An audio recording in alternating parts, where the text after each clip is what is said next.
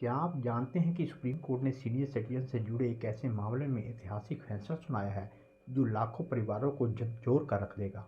अगर आपके परिवार में भी संपत्ति को लेकर विवाद है या आप अपनी मेहनत से कमाई गई संपत्ति को लेकर चिंतित हैं, तो यह वीडियो आपके लिए है।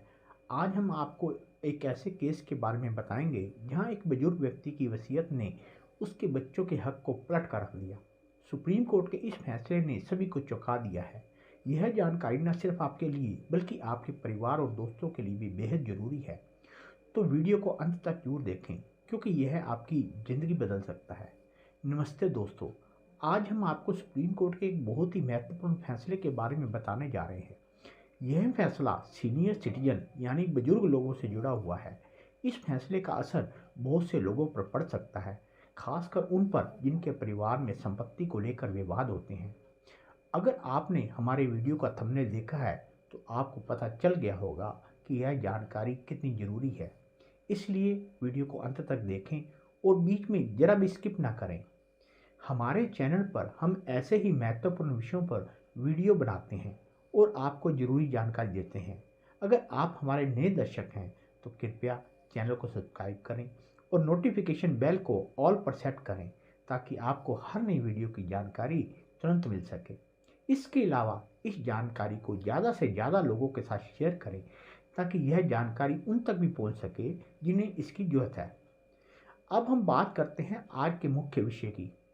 जैसे जैसे उम्र बढ़ती है इंसान की ज़रूरतें बदल जाती हैं। जो लोग सरकारी नौकरी करते हैं वे एक उम्र के बाद रिटायर हो जाते हैं और पेंशन के सहारे अपना जीवन बिताते हैं। वहीं प्राइवेट नौकरी करने वाले लोगों के लिए 60 साल की उम्र के बाद काम करना मुश्किल हो जाता है। कुछ लोग आर्थिक रूप से सक्षम होते हैं इसलिए वे काम छोड़ देते हैं, लेकिन कई लोगों को अपनी ज़रूरतों के कारण जीवन के आखिरी समय तक काम करना पड़ता है। खासकर मजदूर और किसान वर्ग के लोगों के लिए यह समस्या और भी गंभीर हो जाती है क्योंकि उनके पास कोई दूसरा विकल्प नहीं होता। बुजुर्गों के जीवन में सबसे ज़्यादा जरूरत उनके परिवार की होती है, लेकिन अक्सर देखा जाता है कि संपत्ति को लेकर परिवार में झगड़े हो जाते हैं। कई बार बच्चे यह सोचने लगते हैं कि चूंकि वे माता पिता की संतान हैं इसलिए संपत्ति पर उनका पूरा अधिकार है। यही सोच कई परिवारों में संपत्ति को लेकर लड़ाई झगड़े की वजह बन जाती है। आज हम एक ऐसे ही मामले पर चर्चा करेंगे जहां संपत्ति का मुद्दा एक बुजुर्ग व्यक्ति के लिए बड़ी समस्या बन गया।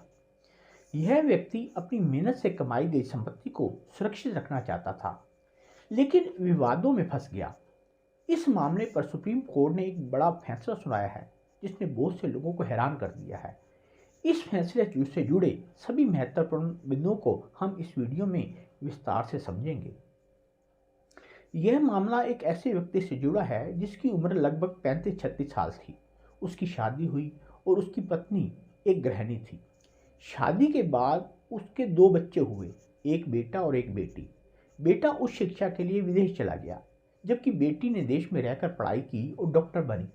बेटी की पढ़ाई के लिए पिता ने एजुकेशन लोन लिया था, जबकि बेटा विदेश में डिग्री हासिल करने के बाद लौट आया।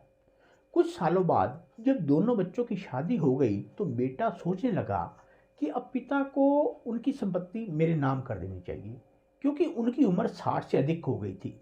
कुछ वर्षों बाद 65-67 साल की उम्र में उसकी पत्नी का निधन हो गया, जिससे वह व्यक्ति अकेला और परेशान हो गया।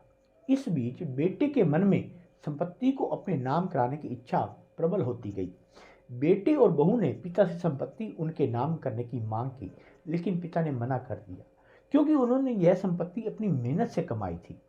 जब पिता ने संपत्ति देने से इनकार कर दिया तो बेटा कानूनी सलाह लेने गया। वकील ने उसे बताया कि अगर पिता सीनियर सिटीजन एक्ट के तहत केस दायर कर दे तो बेटा घर में रहने का भी अधिकार खो सकता है। इसके बावजूद घर में तनाव बढ़ता गया और आखिरकार बेटी ने पिता को अपने पास बुला लिया। कुछ सालों बाद जब पिता की मृत्यु हो गई तो एक चौंकाने वाला तथ्य सामने आया। उसने एक रजिस्टर्ड विल छोड़ी थी जिसमें लिखा था कि उसकी संपत्ति ना तो बेटे को मिलेगी ना ही बेटी को, बल्कि किसी तीसरे व्यक्ति को दी जाएगी। यह मामला सुप्रीम कोर्ट तक गया, जहां अदालत ने स्पष्ट किया कि अगर वसीयत पूरी तरह से वैध और पंजीकृत है तो संपत्ति उसी व्यक्ति को मिलेगी जिसका नाम उसमें दर्ज है।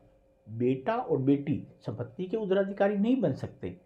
सुप्रीम कोर्ट के इस फैसले ने यह साबित कर दिया कि कोई भी व्यक्ति अपनी कमाई हुई संपत्ति को अपनी मर्जी से किसी को भी वसीयत कर सकता है।